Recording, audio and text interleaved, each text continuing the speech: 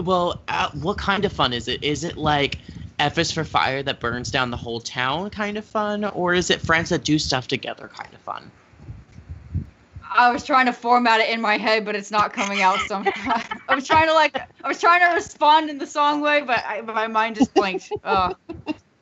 U is for you and me, try it, and it's for anywhere, anytime at all, down here in the deep blue sea. Yeah. Are you nostalgic, a parent, or perhaps a child at heart? When it comes to children's media, from books to TV shows, and even movies, there's often more than meets the eye. Is it well written? Does it still hold up today? What works and what doesn't? Or maybe you wonder what went on behind the scenes of that work. Together, a trio of adults who are also kids at heart will critique and comment on one piece of children's media each episode. Hello, this is Eric. Hi, I'm PJ. And I'm Rico. You're listening to Beyond the Lens, a family-friendly podcast. So, welcome to this second episode of Beyond the Lens. If my voice sounds different, it's because I'm getting over a cold. And today's topic is PJ's favorite show as a kid, and it happens to be, as you can probably guess from the title, SpongeBob SquarePants. Yay! Woo! So, what is it that you like about SpongeBob, PJ?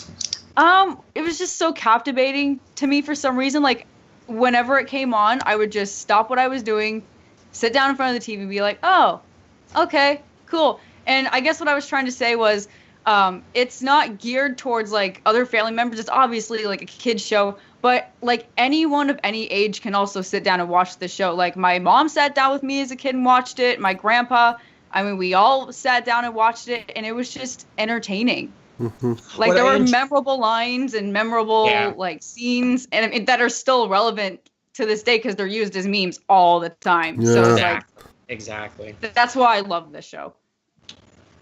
What I think is nice about the writing style is that, yes, it is written for a children's market, but there are some, like, adult humor jokes that are slid in there, and they go right over the kids' heads, but that's what gets a family to enjoy the show, is that the adults can catch those random jokes and chuckle and then move on with the plot. And they don't hinder on that. That's not the entire plot of the show, doesn't hinder on those jokes, but it's fun when they do come up. Exactly. Like, I look back at the older episodes now, and I'm like, oh my gosh, I missed that when I was a kid. Like, wow, okay. And I still watch the older episodes. If they come on and they're rerunning on Nick, I just tune in and I watch them. Because, like, I could quote, like, most episodes before 2003 or something word for word. Because some of the lines that were spoken are just either too relatable or just way too dang funny. And I'm like, I love it. I love it so much.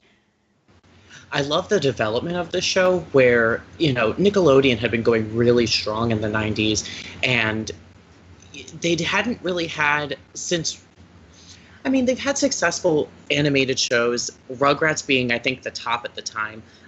You had Ren and Stimpy, which was okay, and then that one really focused on the adult humor. Doug was also a really great show. Hey Arnold was going really strong, but I think it wasn't until SpongeBob that Nickelodeon was really put on the map as far as animation goes.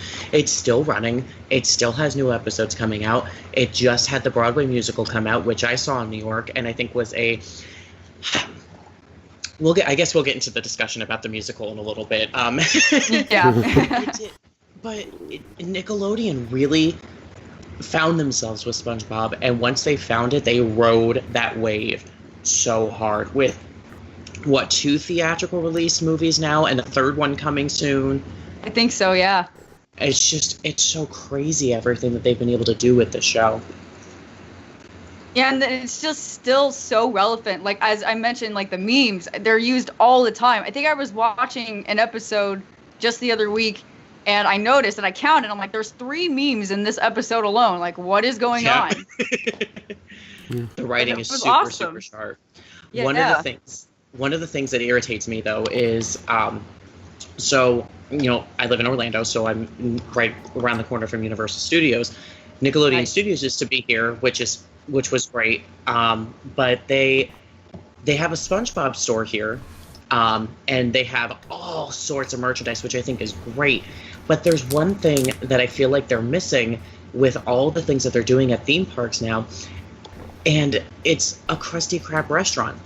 Do you know how much people would pay for a Krabby Patty? They could charge $25 for it, and people would be like, "Yep, here you go," because they're paying for that character in recognition. They're paying for the experience of being completely immersed in that plot line. And if they said $25 for a Krabby Patty, people would be like, "Yeah, sure, cool, give it to me. That's fine." Yeah. So I think there are still some growth opportunities that can happen, and I think SpongeBob is still one of the longest running animated shows. I mean, it's behind Simpsons, and I think Arthur's right up there with it as well. But SpongeBob's still going strong. Yeah, they're still making new episodes. Like, I haven't seen a new episode in years, I think. But yeah, they're still making new episodes, and I think they're still releasing. I don't know what season they're on though, but there's like a whole lineup of episodes that are still premiering. Season 87. No, I'm just kidding. It feels like it. It just feels like it's always on TV. Let me see where we're at. I'm going to look it up right now. Yeah. We are on May 1st, 1999 to the present. Narrated composer. 11 seasons right now. 236 episodes. Oh, wow. And That's crazy. Still go. Still going. Do you guys have a favorite episode? And what is it and why? I have 2 favorites because I can never choose between 2 options. Okay, the first one, I believe it's called Idiot Box. It's the one where they buy a TV. Yeah, they buy the TV and they just use the box. I think that was the episode where I counted there was 3 memes, and I'm like, it's still entertaining. It's so basic, and the lines are just so like stupid that it's funny, and I love it. That episode alone is like enough to crack me up. Like, that's even the one line. Where imagination. Yep, that's exactly what I was thinking of. Then the next one, I think the title is called "I Had an Accident." I love that episode simply because of the indoor song. It's still relatable. Oh yes, I still sing that all the time. I quote. We'll be sitting in the living room and everyone's like, "Why are you just sitting in the living room?" And I'm like, "I'm not just sitting by myself. I've got my good friend Penny, and here's my friend Chip, and say hello to Use Napkin." Like, I say it all the time. Same. Oh, I just love that episode. Rico, what about you? If I had to pick one, I do not know the name of the episode offhand, but I'd say it's the one where SpongeBob and Patrick think they're ugly, but they just have bad breath. Oh, yeah. Oh, why did I forget the name of that one? Can't remember it. But I know which one you're talking about. I love that one, too. Yeah, I know there's at least 2 memes from there. One is the ugly barnacle. That story's in that one. Yes. Yeah. Oh, I love that one. He's so ugly that everyone died. The end. The end. Yeah. And then the other one was the one where Patrick's holding SpongeBob up in a movie theater and he's telling everyone to look at it, and everyone's running out. Yeah, that fish. Eric, do you have a favorite episode? I have one that I always go to, and anytime somebody asks me, I always bring it up so we watch it, so I can watch it again. Band Geeks, where Squidward has to do 100% my favorite episode. That is the best way of putting my experience of working in a theater environment is this. And trying so hard to get your team to do what you want. And I'm not saying that any of my teams that I've worked with are stupid, because they're not. I love all of them. They are dedicated people, but sometimes I'm just like, why can't I get out verbally what I want you to do, and why aren't you understanding what I'm asking of you? So, the mayonnaise and instrument thing is always, I always quote that is a classic. I don't know. I mean, that's definitely my favorite. I'm not sure. I mean, I can probably make random quotes from all sorts of other ones. The other thing that I think SpongeBob has a really strong hand on is the music. Yeah, whether it's the instrumental music or the songs themselves.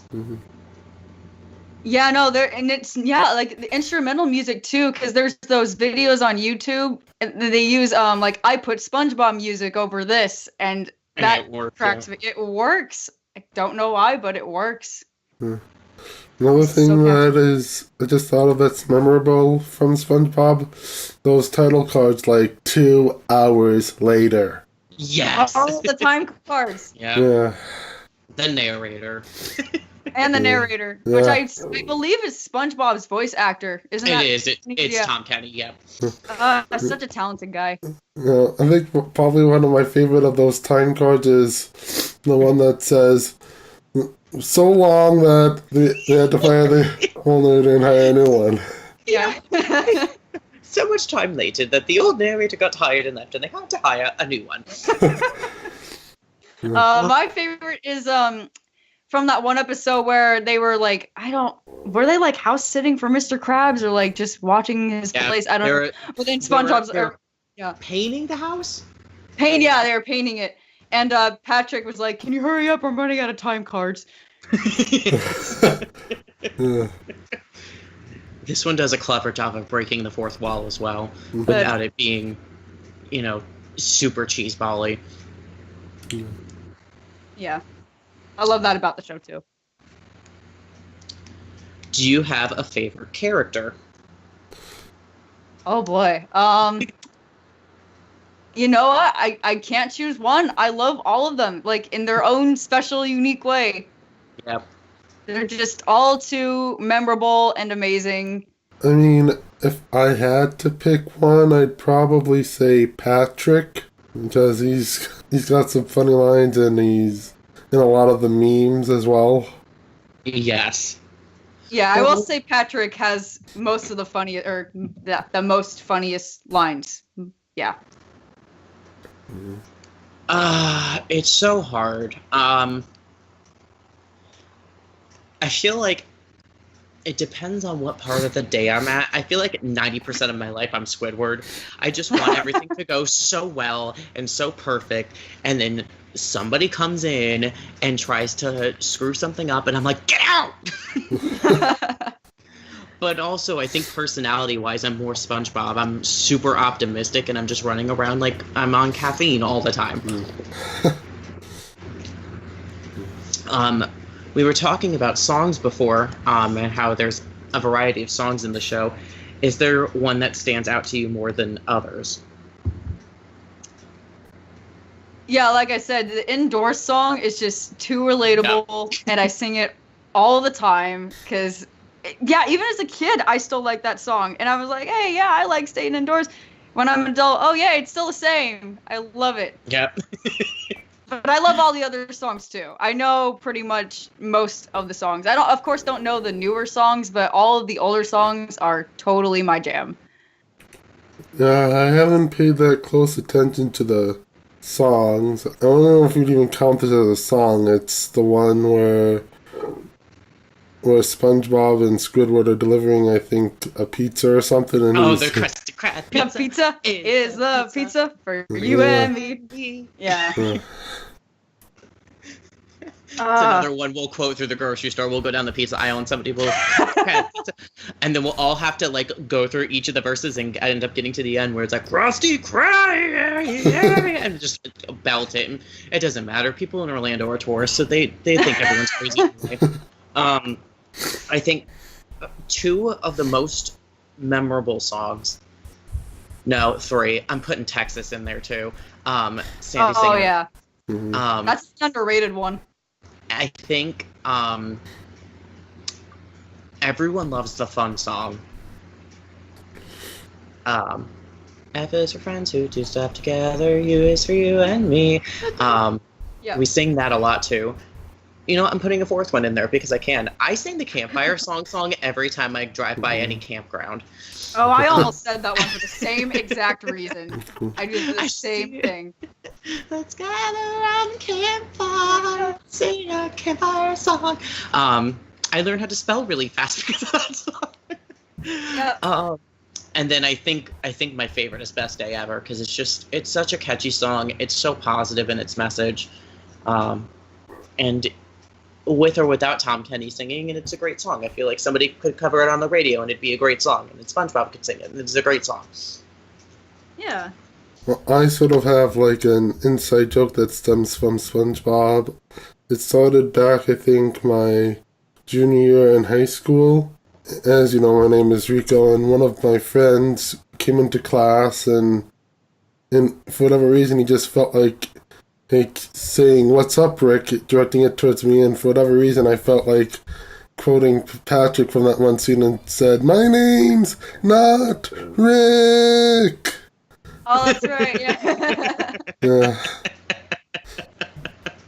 Oh man, I can't tell you how many times we quoted stuff from SpongeBob. Like my family and we would go back and forth with just different quotes from different like episodes for whatever moment it was. It just too relatable. We just put up an episode of Twin Ventures where we were in St. Helens, Oregon for Spirit of Halloween. It went up on Friday, October 19th, and we're walking through, and my friend Irene said, "Oh, last time we were here, we went to the restaurant and I had ravioli, and I put my crab arms up and started gooing, ravioli, ravioli, give me the formioli." And Katie goes, "Put your formioli arms down right now." So we just do stupid little things like that all the time. Yeah. Oh no, that's totally me too. Like I just can't think of a perfect example of like what time I actually did say. I know we used to do it all the time. Yeah. My cousins and I would just quote stuff back and forth, and at one point we're just like, okay, we need to stop because this is just too much. So I can talk for a couple of minutes. I'm not going to go on too long about this, about the musical, because it was up in New York and just recently closed. So they have been talking about doing a SpongeBob musical for quite some time, and I was like, I don't think this is a good idea, but okay. But then everyone loved it. So when we were up there in January, we ended up getting $30 tickets. And we were like, okay, we'll go see this for $30. And we were up. I don't think I've ever been in such a scared seat before. It was like super, super high up, which was fine, but the seats were like stacked almost on top of each other, and I was like, we're gonna fall and we're gonna die. That's what's gonna happen. We are gonna die.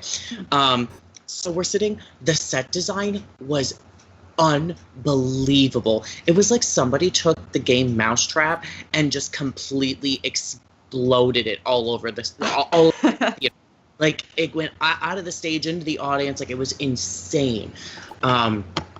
The costume designs for all the characters, it was almost like Disney bounding. So it was like you could tell what characters they were without it actually being like, look at me, I am dressed as a giant crab. Or I am just a sponge walking around as a square.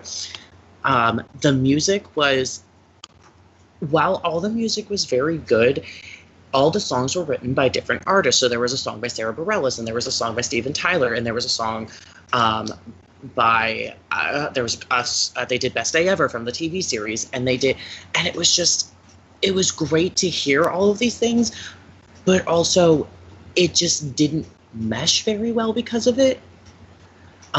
It sounded like they were all written by different people, so it didn't sound like it came from it didn't create a cohesive picture. The other big issue I had with it was that it felt like it was an episode of the TV series, like maybe even a 2-part episode that it could have been, that was expanded to 2.5 hours, and it just got really, really tiring after a while. And they tried to throw every character in it. Old Man Jenkins and Patchy the Pirate was in it. You name it, they were in the show or referenced in some way. But I mean, it was a fun show. We all enjoyed ourselves. I wish we would have had seats where we didn't feel like we were going to die. But yeah, the cast was great. Gavin Lee was Squidward, and he was Bert in the musical adaptation of Mary Poppins for like years and years and years. He did it in London, he did it on tour, he did it in New York. So it was really, really cool to see him in another another role, and one that fit him so well, and another one where he got to tap dance, which was great. And the guy that plays SpongeBob was really great. Everyone was great. Everyone was great with the musical. The end. Now it's closed. Now it's closed, and nobody knows what's happening. Yeah, no, I didn't really get a chance to actually, like, I saw a trailer for the musical, but I had absolutely no idea, like, what they were trying to do or how many characters were in it. So this was actually really helpful to hear. It was a huge cast. Like, it was like 35, 40 people. The one person that I was most impressed with was they called out at the beginning, like, SpongeBob was saying good morning to everyone. Good morning, birds, and good morning, sand, and good morning, everyone. So he says, good morning, sound effects guy. And he does all these moves, and the sound effects cues go boom, boom, boom, boom, boom, boom, boom, boom. And it's like all the weird things that you hear from the TV show. And it's like, oh, that's really funny. He's calling out that person. And then once you realize that there's a person doing the sound effects for every single step that each of these characters is making. So it was squeak, squeak, squeak, squeak, squeak, squeak, squeak. Or when Squidward's walking, it's every single time. And I was like, I was most impressed with that. I was like, I can't believe that they're pulling this off. And they're doing such a good job of the timing of everything. Yeah, because you don't think about that stuff. And then when you do, it's like, oh my gosh, there really is a lot that goes into each production. Oh, yeah. Oh, yeah. That's crazy. Yeah, no, I wish I could have seen the musical, just obviously couldn't. I live too far away. And but I've heard great things about it. But now that I hear, like, you know, how it actually went, I mean, that's awesome. I think it sounds like they did a pretty good job. Mm-hmm. Yeah, it was a fun time. I wouldn't say it was anything. There are some things that I thought were very inventive with how they told the stories, or how they presented the characters. I wouldn't say there was anything completely groundbreaking from a theatrical perspective on it, but it was definitely a fun show. And it was a show that opened up another door for families to come to New York and go see a show. There's a lot of hit or miss with, like, is this show appropriate for my entire family, or will my entire family enjoy this show? And knowing the tone of SpongeBob the TV series, the musical follow that tone almost identically. So everyone enjoyed the show when they went to see it. That's awesome. I did, like, enjoy all the episodes, like, up to, I think I stopped watching the show around, or regularly at least, around 2008. So there are a lot of new episodes that I haven't seen. And I've noticed, obviously, some changes. The one thing I don't like is, or at least now, is the new animation style. Like, correct, obviously, they used to, like, hand draw. Yeah, they used to hand draw all the characters and, like, you know, frame for frame and everything. And now that we have, like, computer graphics and all this technology, like, I feel like it's missing a big part of that. Yep. And I don't know, it doesn't have the same effect on me. Like, I don't know how I don't like how they drew, like, all the new episodes, like, have, like, different facial expressions for each of the characters, and they're kind of odd in some way. I think that is something. The coloring is also off too, because SpongeBob always looks sick now. Yeah, I don't really like that either. But I mean, at least, like, you know, the show is still, like, in terms of the script and everything else, it's still going great. It's just I don't like the new animation style. I wish they would go back to the old format in terms of that. Yeah, but then again, granted, I haven't seen that many new episodes either, but is it as drastic as it was for, say, compared to Arthur? Because I know Arthur, they switched. Arthur's went through some changes, yeah. Yeah, they switched, and that one was really drastic. You could tell that they switched to a more computer-styled animation.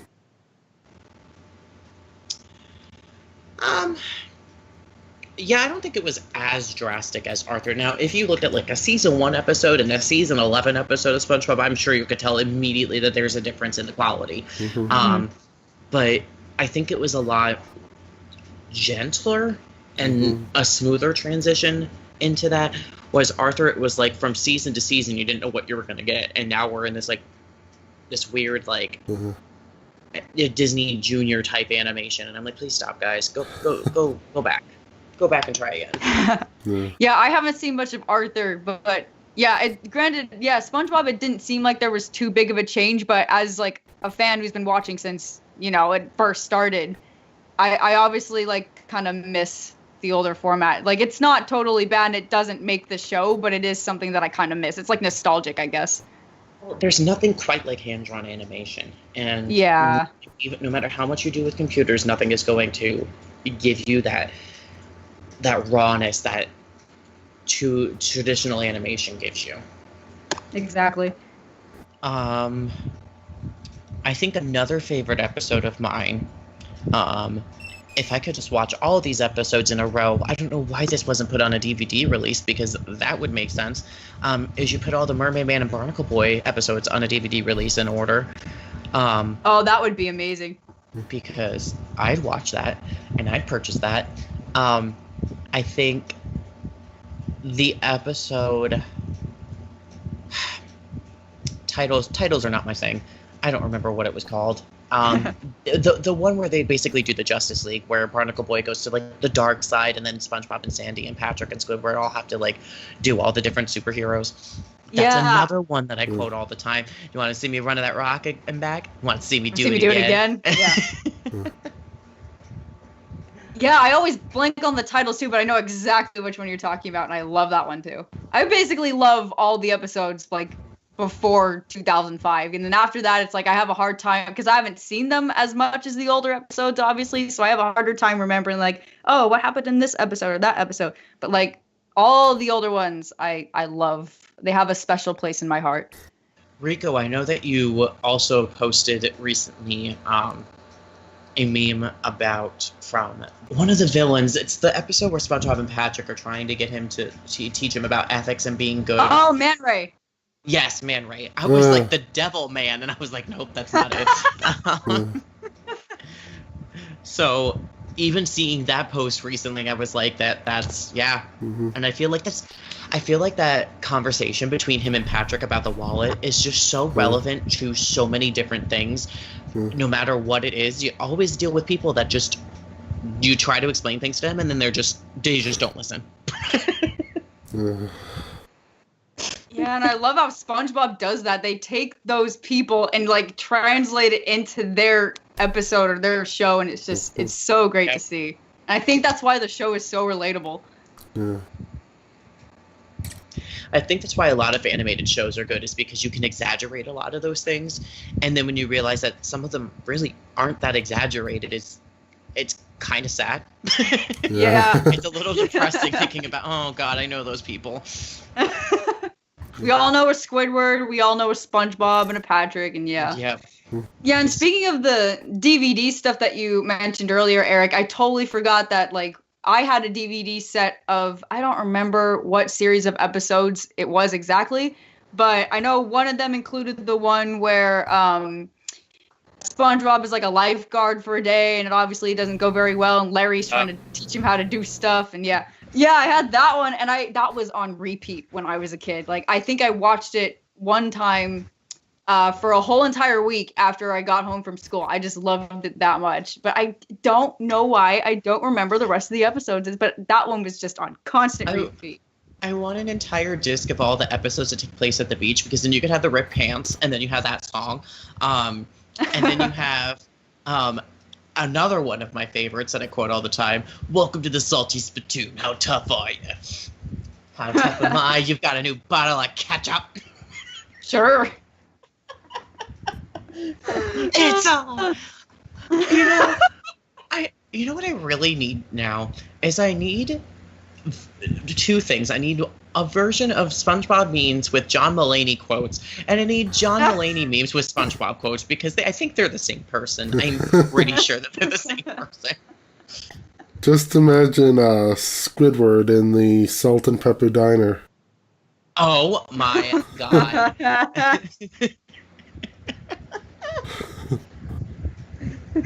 That sounds like a SpongeBob and Patrick story, though. It does. Yeah. Hey, we should throw in there one there's not unusual. Yeah. Not unusual. Oh my god, that's great. It's perfect. Mm-hmm. I'm gonna have to rewatch his specials and just put a picture of SpongeBob up on the screen. Yeah. You know, like a liar. One fact I do remember, though, I don't know why this just popped into my head, but Squidward actually isn't a squid.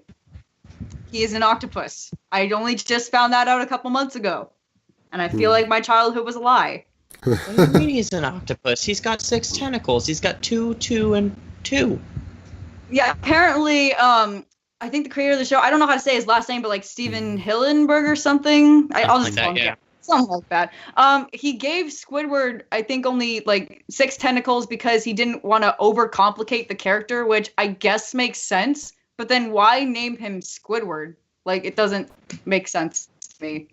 Because I know there's that one episode where they're having like this competition to see who's better, land creatures or sea creatures, and then the sea creatures go above water, and then that's the only episode where we see Squidward have 8 tentacles. You're right. And because he's on land, but it's like, okay, then why call him? Okay, Squidward it is, I guess.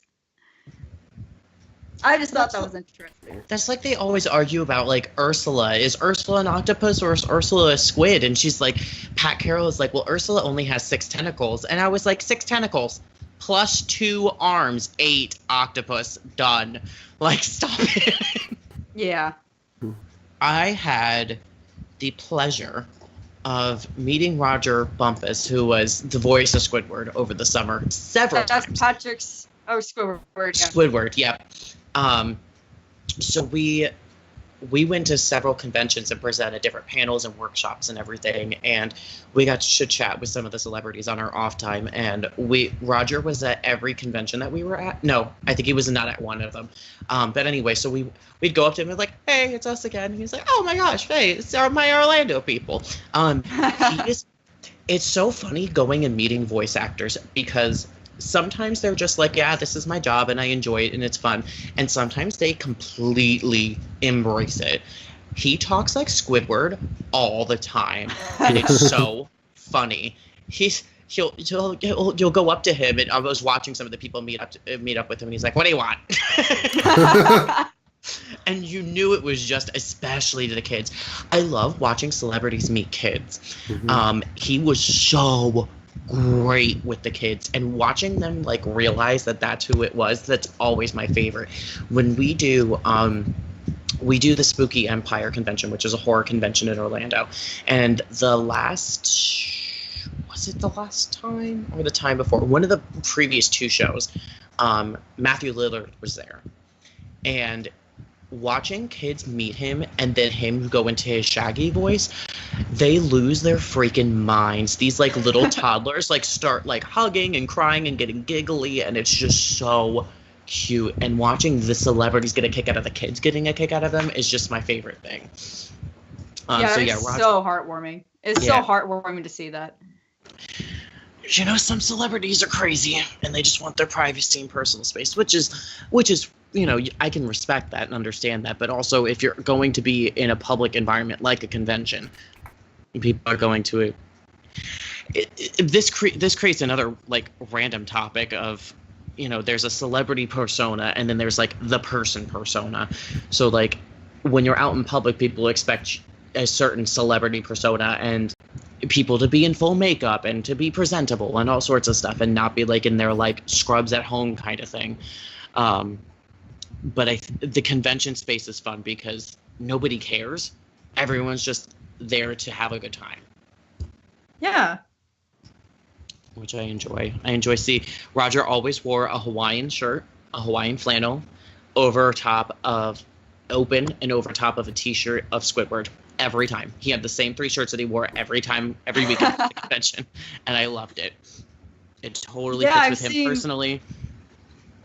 That's so awesome that you like got to meet him and stuff. Because I've seen the voice actors, like I watched a couple of YouTube videos where I've seen like panels of like the voice actors like read a script from an episode and stuff like that. Yeah. Yeah, just seeing them read different scripts and saw was so much fun. When we were there at the one convention, it was Roger and it was the kid from Adventure Time, and it was so Finn's voice actor, yeah. Finn's voice actor, yeah. And then it was Bill Farmer, who's Goofy, and who's the guy, Winnie the Pooh. Jim Cummings.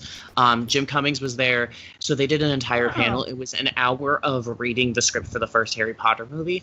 And my favorite thing was Bill Farmer as Goofy and doing Hagrid. And Jim Cummings as Pooh reading for Harry as they're walking in a Diagon Alley. And it was just so perfect. Roger just kept it. They said something. He was like, they're like, oh, the doctor. And he was like, oh, okay. And I was like, the doctor. And he started doing the voice. And I was like, oh my God, I didn't realize that the doctor from SpongeBob, that the surgeon, oh yeah, SpongeBob, oh, well, that was also him. So I was like, oh, that makes sense. I can hear it now.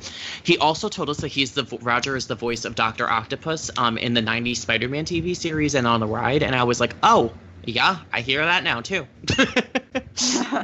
I love that entire voice cast. They're so good. Mm-hmm. Yeah, and I love Jim Cummings too. Like Winnie the Pooh is a whole different story for me, but he's another amazing, talented guy. Yeah. What I'm interested to see, I'm surprised we haven't seen too much of this yet. With a lot of these bigger companies doing environmental messages and everything, now Nickelodeon always does their like day of play where they turn off the screens and everything and have everyone go outside and everything. I'm surprised that they haven't tied anything in with SpongeBob with like water conservation and like taking care of the beaches and the beach cleanups and the water and that kind of pollution. I'm surprised that they haven't really tied anything into that. Oh, true. Yeah, and I was reading that I think the creator of SpongeBob, Steven Hellenberg, was originally like a marine biologist. So. Oh yeah, that I do remember. That makes so much sense. I always wonder what the backgrounds of some of these people are that come on to write and create some of these shows. So being somebody that's a marine biologist, creating a animated television series about the underwater life makes sense. So when stuff like photosynthesis and stuff comes up, it's like, oh, okay, this isn't just like random, like I found this fact online. It's actual research that they have done in their previous career. Yeah, and I do also remember that at one point he also was a fry cook, which would explain why SpongeBob is also a fry cook. That makes sense too. So I kind of like how he took his own life and kind of made it into this character. I always like it when creators like put themselves into the main character, like put their heart and soul into a show. I think that happens so much, and which is why a lot of shows are written really well, is because they have that personal experience and they have the backing behind it. So if somebody says, well, that wouldn't happen, it's like, you're right, it would happen more like this, and then they'd write that plot into the show, and then it'd be a funnier plot or a more developed storyline, and might topple off into something else. Yeah, where's my marine biology like stuff? Where's my education? Where is this? Come on, Steven.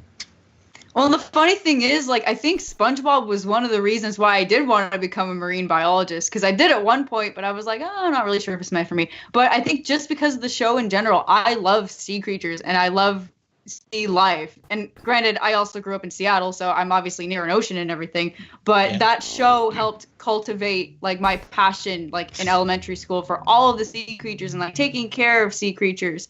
I just think that's so cool that I can relate to a show, even though it's like, you know, for fun and all this other stuff. I still found an interest like in real life from the show. Yeah. Mm-hmm. And that's really good when a kid's TV series can really inspire you to go after things in your life. And not only like career-wise, but also I can tell you that I loved reading as a kid. But it was just always so time consuming. So I was just like, it always kicked me into like trying to figure out how to read and everything.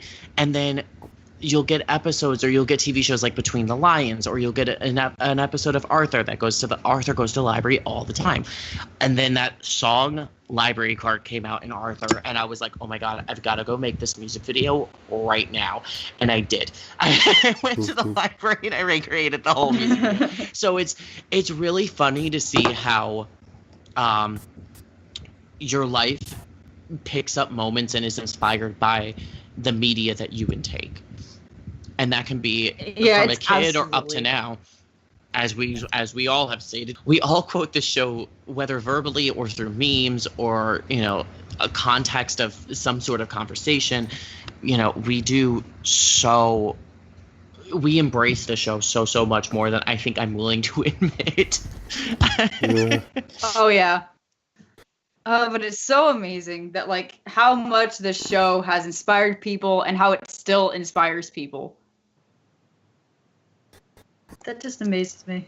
Apparently, I just found out a few weeks ago, way back, I think it was like 2000, 2001, maybe 2002, there was an episode where instead of having, like, the ending just written out in stone, like, they would have viewers go online and vote for the ending they wanted. I don't know, did you...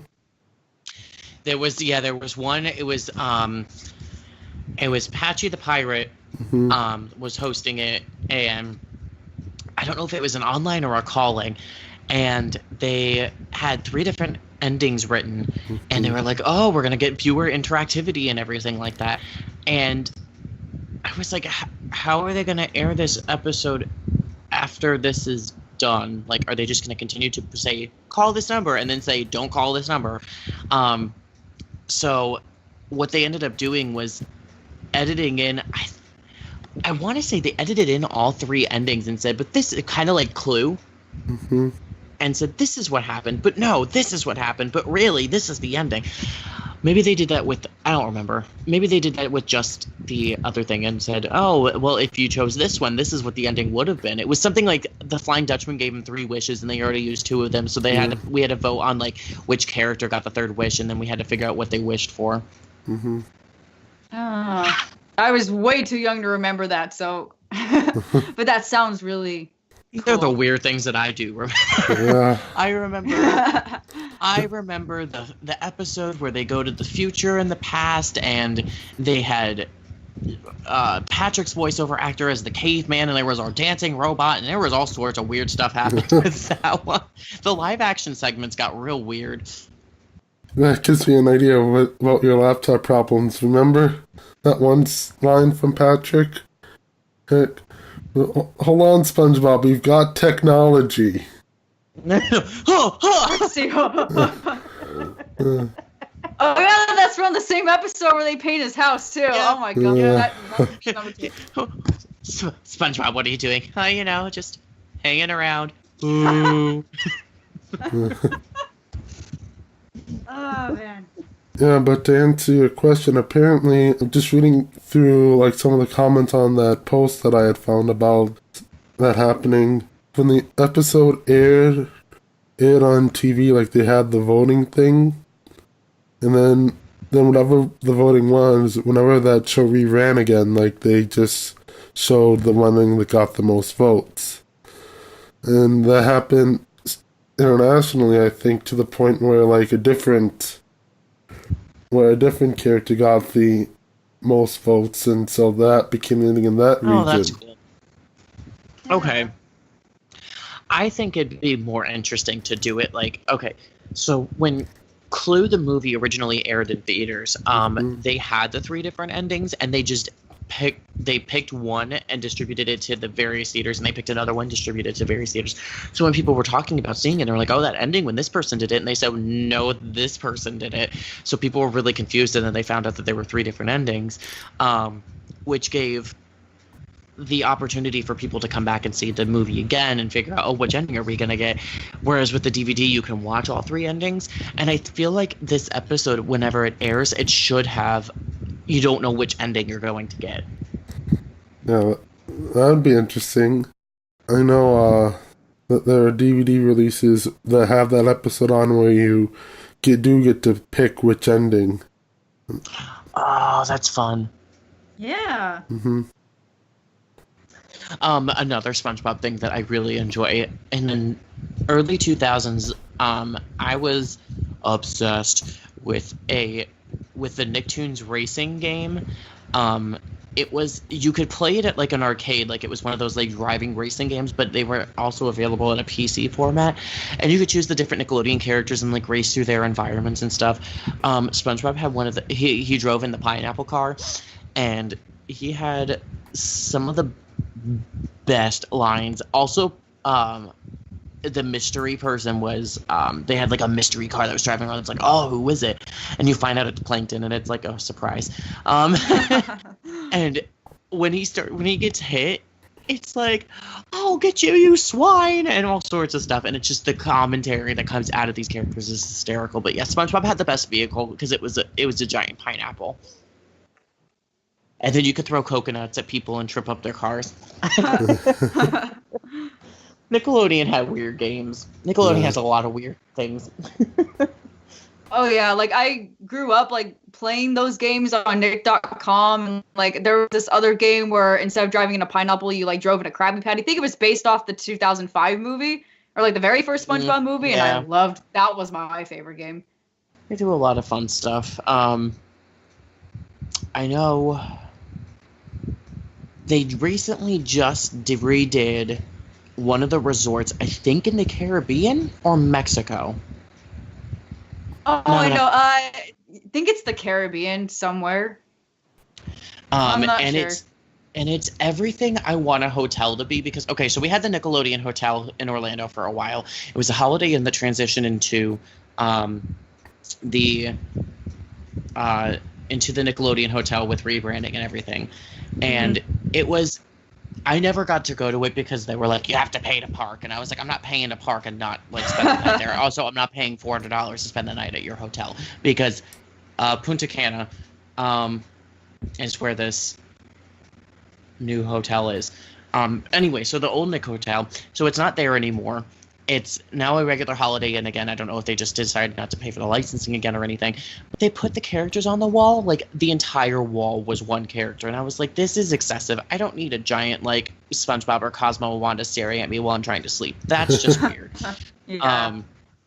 So I'm really glad to see them classily immerse you in these characters in an experience that's a lot more luxury experience.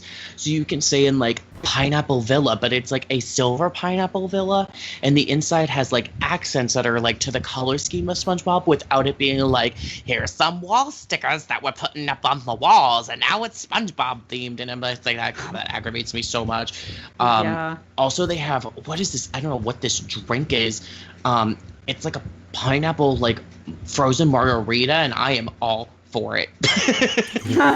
Adult themed kids drinks are let's do it. Let's go on vacation right now. Oh my god, chicken wing served with rice inside a pineapple. Oh, let's do it. I'm ready. I'm so hungry. I want that. Yeah, I've seen pictures. I've seen pictures of the like upcoming hotel, and I'm like, oh, I really want to go there. It looks like paradise. So nice. It's so classily done, and it's everything that I want out of a. It's almost like being on a cruise line. I think this is the closest to like Disney volume theming that Nickelodeon has gotten, because it's not just like, look, here's some characters, let's just slap them in. It's very elegantly done. They really did a good job with this one. Yeah. And I want to go right now, but I need the money. Oh, same. Well, I think this has been a very fun and informative discussion about SpongeBob, because we got to reminisce about all the different episodes that we liked. And we got to talk about all the things outside of television that SpongeBob has gotten to do, which is basically everything. Yep. And of course the memes. And the memes, which is the best part. Best part.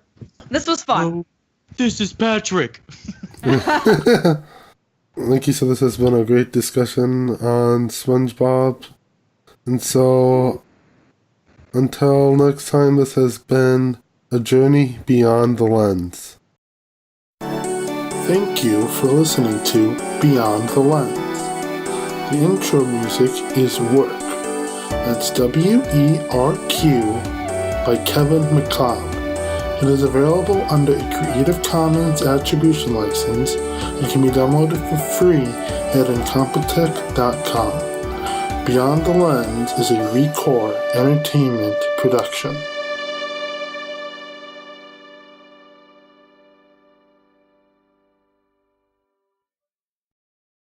Naturally, I'm going to think of a topic as soon as we hang up. I'm going to go, oh, we didn't talk about that, because that's what always happens.